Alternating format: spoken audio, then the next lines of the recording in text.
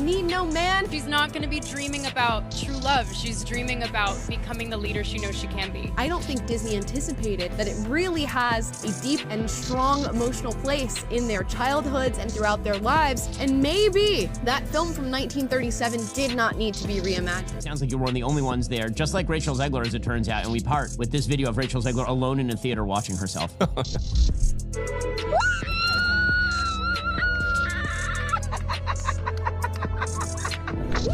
One of the most unlikable humans That ever. is sadder than when the original Snow White eats the apple. Hollywood gave her everything. A Spielberg debut, a Disney Princess crown, even a Golden Globe. And now, that same industry is quietly backing away while Rachel Zegler's name sparks more eye rolls than excitement. But this isn't your typical celebrity downfall. What's unfolding here is something deeper, something colder, something that even a PR team can't polish. It started with box office disappointments, rolled into viral press blunders, and now it's escalated to something that feels like a full-on blackout. No buzz, no support, no ticket sales. And yet, her team insists it's all because of online roast. But when theaters are this empty and co-stars this silent, roasts aren't the problem. Indifference is. This is the story of how one of Hollywood's fastest rising stars is watching her career crumble, not from scandal, not from sabotage, but from a complete and total rejection by the very audiences she was supposed to win over. And what's happening behind the scenes? That's even more revealing. When it was first announced that Rachel Zegler would lead Evita at the London Palladium, it should have been a career reset, a fresh stage, a respected role, and a chance to prove she could command live audiences without the safety net of CGI and clever editing.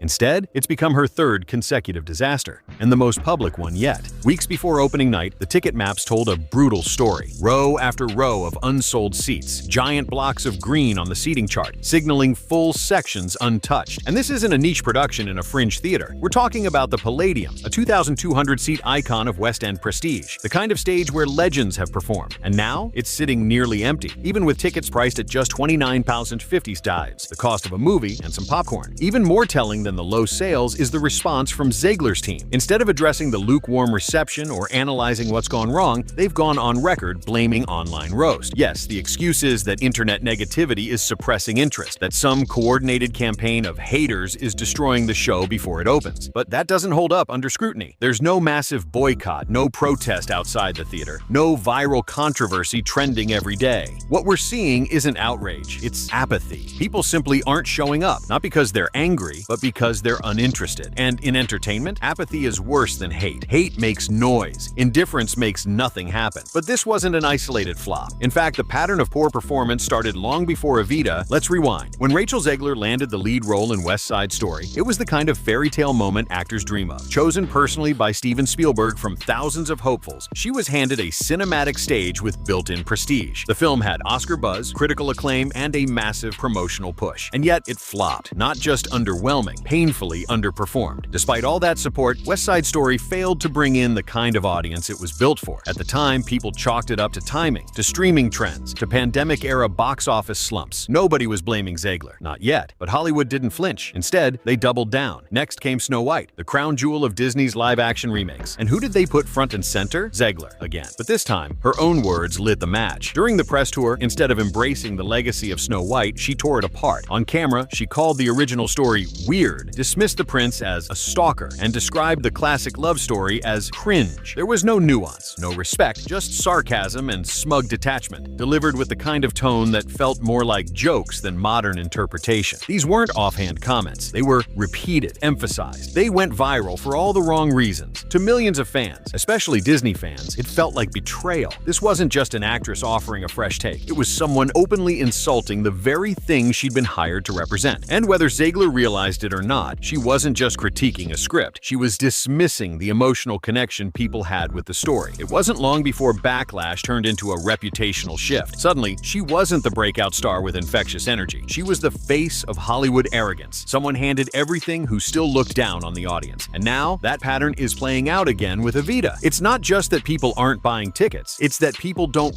want to buy tickets. Because when an actress repeatedly shows disdain for the roles she plays and the fans who support them, the audience starts starts asking, why should we care? But this wasn't just about the public turning cold. Behind the scenes, something even more damaging was happening. When a star is thriving, the industry makes sure you know. Castmates post behind-the-scenes selfies. Directors share glowing praise. Publicists work overtime to flood feeds with hype. But in Rachel Zegler's case, the silence is deafening. Look at Evita. A show this size in a venue this historic should be buzzing. Cast interviews, rehearsal clips, opening night countdowns. But there's none of that. No co-stars promoting her performance. No backstage camaraderie. No Instagram stories hyping up what should be a major theatrical moment. It's like the entire production is trying to stay invisible, or worse, trying to quietly distance itself. And that silence isn't just coming from the Evita team. Across the board, industry support for Zegler has evaporated. Studios that once championed her have gone quiet. Media outlets that once wrote breathless profiles now include qualifiers like controversial and divisive. It's a subtle shift, but a dangerous one in a business built on image and perception. Behind closed doors, it's even harsher. Insiders are reportedly labeling her uninsurable, not in the literal sense. She can still sign contracts. But in industry terms, that word means something worse. Too risky to attach to a project. The moment a studio hears that label, they start asking hard questions. Will she hurt ticket sales? Will she draw the wrong headlines? Will we have to spend more time cleaning up PR than promoting the film? And when those doubts settle in, decisions start shifting quietly. Projects get restructured. Leads get quietly recast. Scheduling conflicts suddenly appear. And the next opportunity just doesn't come. But it's not just producers and executives backing away. Even her former fans, the ones who cheered her casting, defended her online, celebrated her Golden Globe win, are starting to walk away too. And that brings us to the real turning point. One of the most brutal truths in entertainment is that talent alone isn't enough. To keep rising, a star needs connection. Not just with characters on screen, but with the audience watching.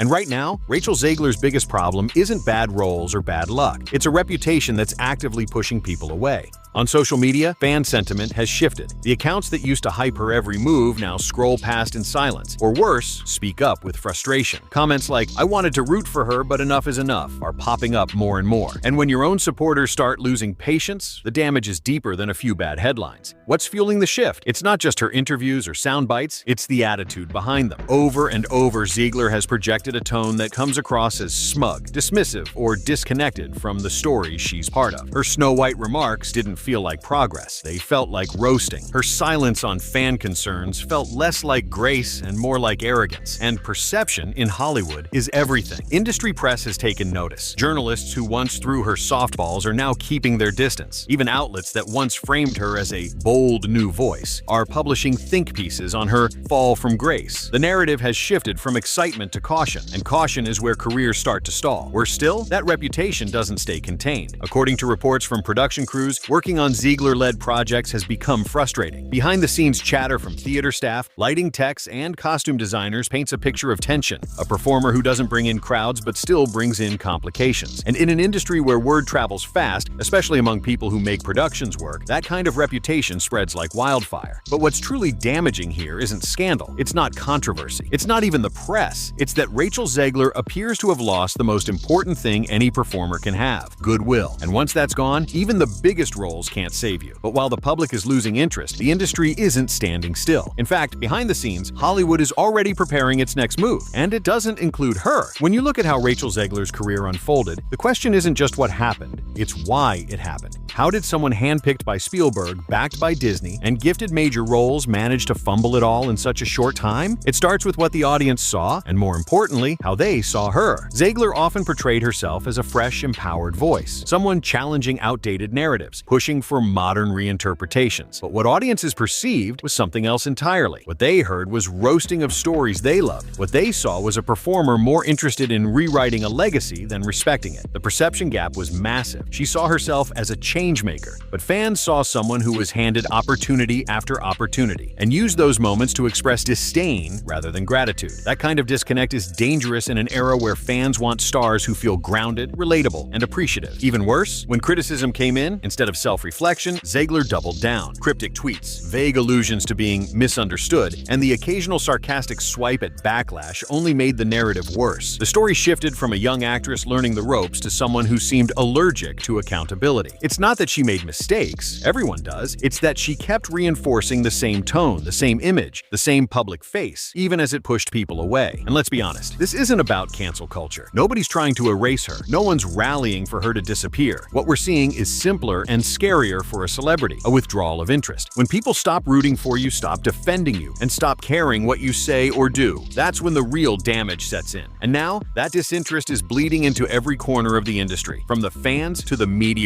to the very people she works with. Here's the thing most people don't realize. In Hollywood, careers rarely crash with explosions. They vanish with silence. There's no dramatic firing, no final press release, no grand announcement, just the quiet sound of phones that stop ringing. That's exactly what's happening around Rachel Zegler right now. Executives who once viewed her as the future are now taking calculated steps back. You can see it in the marketing for Disney's upcoming Snow White. When the project was first announced, Ziegler's casting was front and center. Now, the campaign has shifted. The spotlight is on the visuals, the ensemble, the spectacle, anything but her. It's not an accident, it's a signal. Studios are trying to salvage what they can, quietly repositioning her role, shifting press tours to group interviews instead of one-on-ones, minimizing risk, hedging exposure. And when that happens, it usually means something else is coming. Recasts, contract terminations, scheduling conflicts that mysteriously prevent future projects from moving forward. Insiders are already talking about projects being rewritten. Roles Ziegler was once in the running for are being handed to newer, safer names, stars with less baggage and more goodwill. It's a classic Hollywood maneuver. When someone becomes a liability, not because of behavior, but because of perception, the industry doesn't confront them. It just moves on. And all of this is happening fast. Just 3 years ago, Ziegler was the face of the future, Spielberg's prodigy, Disney's princess, Hollywood's rising voice. Now, she's the cautionary tale of what happens when you lose the room. But this story isn't quite over yet, because while the industry is backing away, the real nail in the coffin might come from the place she hoped would save her, the stage. And what's happening with Evita right now might just be the most brutal rejection of all. For many actors, the theater is where you go to reconnect, to prove you're more than a headline, to strip away the eyes and let the performance speak. It's raw, it's immediate, and it can be redemptive. That's likely what Rachel Zegler hoped for with Evita, a powerful role on one of the most respected stages in the world, a chance to silence critics not with tweets, but with talent. But the silence around Evita is different. It's not the calm before the storm. It's the stillness of an empty room. Typically, even controversial productions create buzz. Whether it's curiosity or outrage, people talk, people buy tickets. But Evita isn't generating controversy. It's generating nothing. And in theater, nothing is worse than bad press. There's no streaming algorithm to inflate numbers, no box office figures to massage. It's just the cold, hard truth of empty seats. And when night after night, the theater isn't filling, the message is clear. The audience has moved on. Insiders say the vibe backstage is muted. Castmates doing their jobs, but no real spark, no ensemble energy that usually fuels live productions. And that's not just a Ziegler problem, it becomes a production-wide drag. Directors notice it, critics pick up on it, and worst of all, future collaborators pay attention. Even her core fans, the ones who stuck around through Westside Story and Snow White, are now quiet. Message boards that used to defend her are